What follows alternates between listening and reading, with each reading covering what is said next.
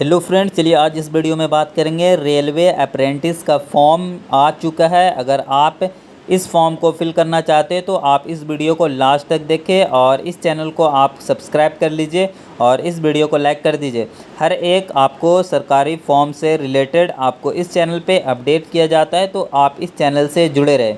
यहाँ पर आपका railway requirement cell central railway apprentice का फॉर्म है। अगर आप 10th प्लस ITI किए हुए हैं तो आप इस फॉर्म को फिल कर सकते हैं। तो इस वीडियो को लास्ट तक देखिए, मैं रजिस्ट्रेशन से लेके आपको प्रिंट तक बताऊंगा और इस वेबसाइट का लिंक डायरेक्ट आपको इस वीडियो के डिस्क्रिप्शन में मिल जाएगा। डायरेक्ट आप वहां से इस वेबसाइट पे जा सकते हैं। इसका चलिए हम नोटिस एक बार आपको यहाँ पर दिखा देते हैं कि क्या क्या इसमें इम्पोर्टेंस नोटिस बताया गया है। अगर आपको इसका PDF चाहिए तो हमारे व्हाट्सएप ग्रुप में आप ऐड हो सकते हैं। वहाँ पर शॉर्ट आपको इन्फॉर्मेशन भी दिया जाता है। अगर फॉर्म से रिलेटेड जो भी डेट एक्सटेंड वगैरह होता है या 2-3 दिन के लिए कोई फॉर्म आता है तो आपको हमारे व्हाट्सएप ग्रुप में इन्फॉर्म किया जाता है। यहाँ पर आप देख सकते हैं कैटेगरी वाइज यहाँ पर सीट दिया हुआ है, कैटेगरी वाइज जोन है और यहाँ पर आपका जो भी इम्पोर्टेंस डेट है और जो भी एज वगैरह है यहाँ पर आपका मेंशन किया हुआ है। तो उस हिसाब से आपको फॉर्म फिल करना पड़ेगा, वरना हम आपको फॉर्म फिल करते वक्त हर एक इन्फॉर्मेशन आपको दूंगा जो कि आपको लास्ट तक मिलेगा। और फॉर्म फिल करने से पहले आप एक बार हमारे वीडियो को ज़रूर लास्ट तक देखें, उसके बाद ही आप फॉर्म फिल स्टार्ट करें। यहाँ पर देखिए जो भी है वो पेमेंट का है। अगर जो भी कैटेगरी है वो 100 रुपया आपका पेमेंट होगा और यहाँ पर जो भी इम्पोर्टेंस नोटिस वगैरह है वो आप देख सकते हैं। चलिए फ़िलहाल कुछ सबसे पहले आप न्यू कैंडिडेट है तो आपको यहाँ पर से क्लिक हेयर टू रजिस्ट्रेशन वाले पे क्लिक करना पड़ेगा, रेड वाले लिंक पे। चलिए हम फ़िलहाल इस पर क्लिक करेंगे। अगर आप रजिस्ट्रेशन कर लिए तो लॉगिन कीजिएगा। उसके बाद सबसे पहले यहाँ पर रजिस्ट्रेशन फॉर्म खुल के आ चुका है हमारा। यहाँ पर आपको सिलेक्ट करना है कि आप कौन सा स्टेट से बिलोंग करते हैं, यानी कौन सा स्टेट राज्य से आप आते हैं। उसके बाद आपके पास आधार नंबर होना चाहिए, जो कि यहाँ पर आपसे आधार नंबर मांगेगा। आधार नंबर आपको करेक्ट लिखना है, वेरिफिकेशन के लिए आपका काम आएगा।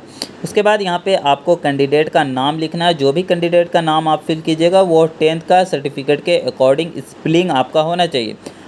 उसके बाद यहाँ पे आपका फादर नेम लिखना है, वो भी आप जो भी लिखिएगा वो आपका 10th का सर्टिफिकेट के अकॉर्डिंग होना चाहिए। उसके बाद मेल फीमेल दोनों कैंडिडेट के लिए ये फॉर्म है और जो भी कैटेगरी से आप बिलोंग करते हैं वो आपको यहाँ पर बताना है और कैटेगरी सर्टिफिकेट भी आपको अपलोड करना पड़ेगा। तो ही आप यहाँ पर कैटेगरी बताइए।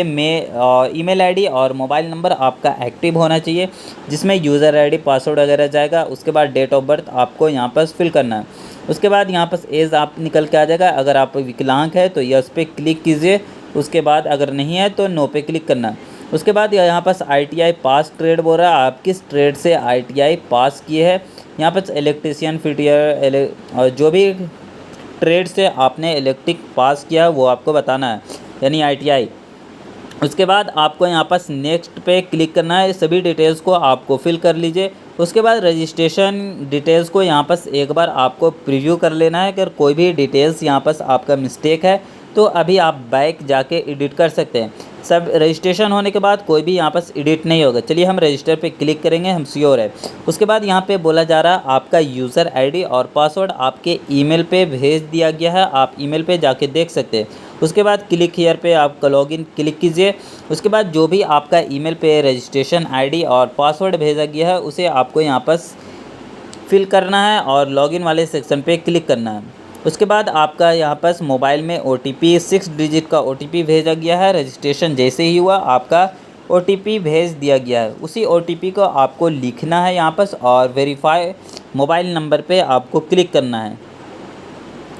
उसके बाद यहाँ पे आपको पासवर्ड क्रिएट करने का ऑप्शन आना है। सबसे पहले आपको ओल्ड पासवर्ड बताना है, जो भी ओल्ड पासवर्ड ईमेल पे आया। उसके बाद आपको न्यू पासवर्ड क्रिएट करना है, जो कि आपका फर्स्ट लेटर कैपिटल होना चाहिए, कोई न्यूमेरिकल होना चाहिए और कोई स्पेशल कैरेक्टर होना चाहिए।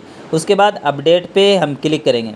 हमारे यहाँ पास पासवर्ड सेट हो चुका है और यहाँ पास हम रजिस्ट्रेशन आईडी और पासवर्ड लिख के लॉगिन पे क्लिक करेंगे।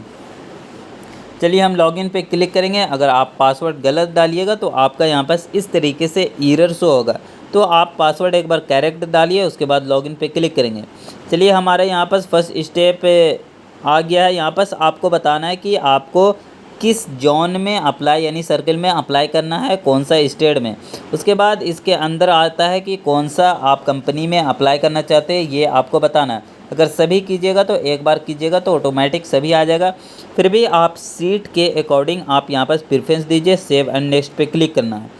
उसके बाद यहाँ पे हमसे एजुकेशन डिटेल्स मांगा जा रहा है। एजुकेशन डिटेल्स में सबसे पहले हमसे 10th का डिटेल्स मांगा जा रहा है। 10th का डिटेल्स में क्या क्या मांगा जा रहा है वो हम देख लेते हैं। सबसे पहले यहाँ पर बोर्ड बताना है, अगर आपका अदर बोर्ड है तो अदर पे क्लिक कीजिए। उसके बाद यहाँ पर जो भी आपका बोर्ड है, अगर आपका CBSE है तो CBSE कीजिए। उसके बाद यहाँ पे आपको इंस्टीट्यूट का नाम बताना है, यानी स्कूल कौन सा था आपका। उसके बाद आपको यहाँ पर पासिंग ईयर भी बताना पड़ेगा।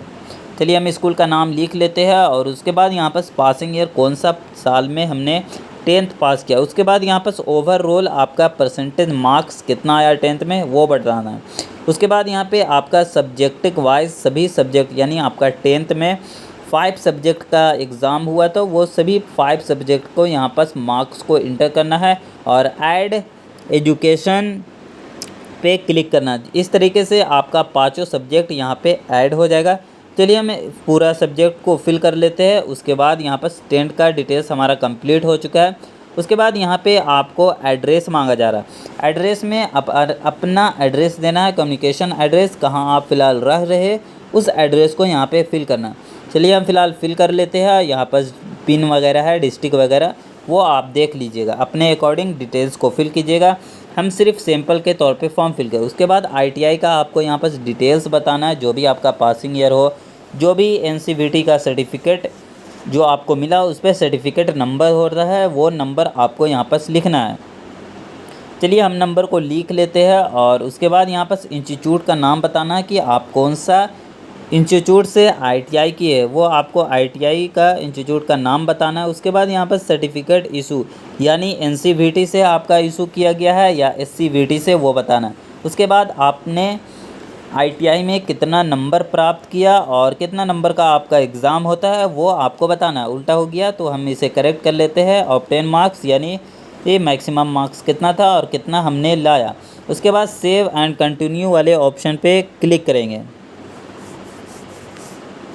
सेव एंड प्रोसीड वाले ऑप्शन पे क्लिक करने के बाद यहाँ हमसे फ़ोटो मांगा जाएगा, जो कि वाइट बैकग्राउंड भी चल सकता है, लाइट कलर बैकग्राउंड होना चाहिए, सिग्नेचर है। उसके बाद यहाँ पे हमसे डॉक्यूमेंट्स कुछ मांगा जा रहा है। सबसे पहले हमें मार्कशीट अपलोड करना है 10th का। यहाँ पर जो भी हिंदी इंग्लिश में जो भी सर्टिफिकेट है वो आपको यस नो पे बताना है। उसके बाद यहाँ पे आपसे बर्थ सर्टिफिकेट में 10th का ही सर्टिफिकेट मांगा जा रहा है, यानी लिविंग सर्टिफिकेट। अगर आपके पास नहीं है तो बर्थ सर्टिफिकेट आप दे सकते हो, वरना मार्कशीट भी यहाँ पे आप अपलोड कर सकते हैं, इन केस अगर नहीं है आपके पास तो।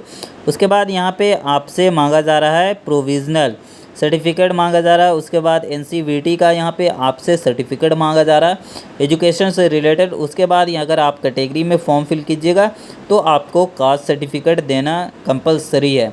चलिए ये सब डॉक्यूमेंट्स को हम अपलोड कर लेते हैं। देखिए हमारा डॉक्यूमेंट सब अपलोड हो चुका है। अगर कोई भी हटाना है तो डिलीट वाले ऑप्शन पर क्लिक करके आप इसे हटा सकते हैं, वरना नीचे आपको स्क्रॉल कीजिए। उसके बाद सेव एंड प्रोसीड वाले ऑप्शन पे हम क्लिक करेंगे। यहाँ पर हमारा एप्लीकेशन फॉर्म कंप्लीट हो चुका है। एक बार प्रीव्यू करने का ऑप्शन आ रहा है। अगर आप कोई भी गलती किए हैं तो अभी एडिट करने का चांस है, आप एडिट कर सकते हैं। हम डॉक्यूमेंट्स से अपने अकॉर्डिंग आप जो भी आपका डॉक्यूमेंट्स करेक्ट है वो आप अपलोड कीजिए। सभी पे आपको टिक कर देना है और फाइनल आपको सबमिट कर देना है। अगर कोई भी आपका मिस्टेक होता है तो एडिट का ऑप्शन अभी फ़िलहाल नहीं है। जब एडिट का ऑप्शन आएगा तो हमारे व्हाट्सएप ग्रुप में आपको इन्फॉर्म कर दिया जाएगा।